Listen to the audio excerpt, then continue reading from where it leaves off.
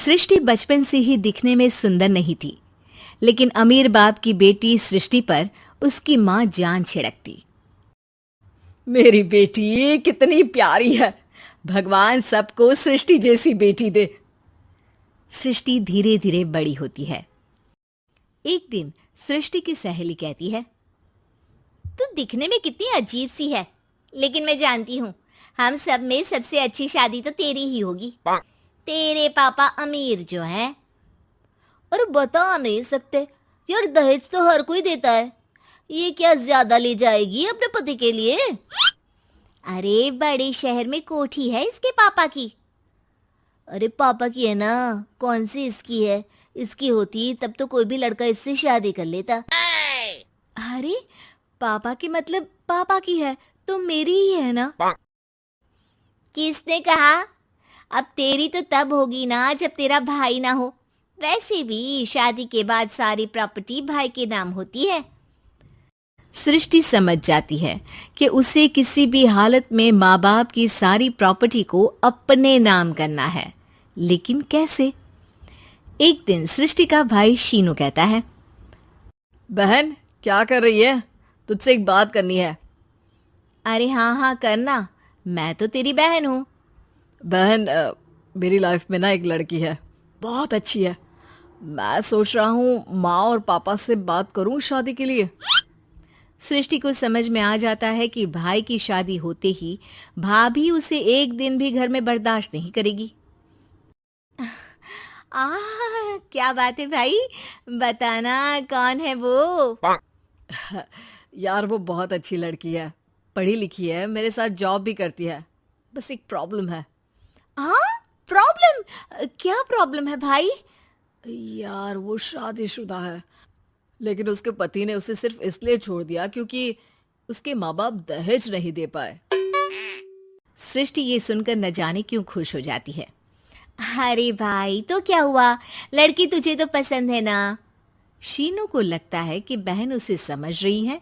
वो इस बात से अनजान होता है कि उसकी बहन की मंशा पूरा घर हड़पने की है। सृष्टि अपनी माँ से कहती है, मम्मी मुझे तो बहुत चिंता है। पता है शीनू क्या कर रहा है? अरे क्या कर रहा है? वो तो काम पर जाता है और वापस घर आता है। नहीं ना माँ, वो यही तो नहीं कर रहा, बाकी सब कर रहा है। आपको पता है उससे प्यार है, और वो भी एक शादीशुदा लड़की से। हैं? ये क्या हो गया? मैं सोसाइटी में क्या मुंह दिखाऊंगी? अरे तेरे पापा तो यही कहेंगे कि मैंने ही उसे बिगाड़ दिया है। माँ देखो, मेरी बात मानो, पापा पर भी विश्वास करने की जरूरत नहीं है। अब आप ही बताओ, पापा इतनी देर घर के बाहर रहते हैं क्यों? बोलो। अरे बेटा वो तो नौकरी करते हैं ना। तू बहुत भोली है माँ। पापा का ऑफिस तो 7 बजे खत्म हो जाता है, लेकिन देखो कितनी देर से आते हैं। अरे नहीं नहीं बेटा, ऐसी कोई बात नहीं है। सृष्टि माँ को एक औरत से बात करते पिता की फोटो दिखाती है। देखो माँ, कैसे हैं पापा? मैं ना कहती थी कि पापा सही नहीं है। मैं तेरे पापा से बात करूंगी, दे फोटो मुझे। ओ माँ, वो तो डिलीट हो गई। लेकिन चल, तूने तो देख लिया ना। पापा से बाद में बात कर लेना, और हाँ, मेरा नाम बिल्कुल मत लेना। हाँ माँ। अब क्या था, सृष्टि के माँ और पिता के बीच झगड़ा होना शुरू हो जाता है। सृष्टि के मन में क्या चल रहा था कोई नहीं जानता था। एक दिन, माँ सृष्टि के लिए एक लड़का देखा है, वो लोग शाम को उसे देखने आने वाले हैं। और हाँ माँ, एक खुशखबरी, मैं और पापा मिलकर एक नया बिजनेस ट्राई कर रहे हैं। शाम को लड़का आता है, सांवले रंग का। सृष्टि को तो बिल्कुल भी पसंद नहीं आता। लड़की की माँ कहती है, लड़की का चेहरा तो कोई खास नहीं, लेकिन अगर मेरे बेटे को आप लोग सेटल कर दें तो मैं उसकी शादी आपकी बेटी से करवा दूं। सृष्टि को लड़का बिल्कुल पसंद नहीं था। उसे भाई पर गुस्सा आ जाता है। लड़के वालों के जाने के बाद कहती है, माँ देखा शीनू मेरे लिए कैसा लड़का लेकर आया, न दिखाने लायक न सुनने लायक, सेटल भी नहीं, वो भी हम करे। अरे माँ, मैं जानती हूँ ये मेरी शादी किसी भी घर में क्यों करवाना चाहता है। अरे कैसी बात कर रही है बहन? तूने तो देखा ना, लड़के को मैंने ही मना कर दिया तुझसे शादी के लिए। जिसने लड़का बताया था उसने उसकी बहुत तारीफ की थी। बात आई गई हो जाती है, लेकिन सृष्टि का मन शांत नहीं होता।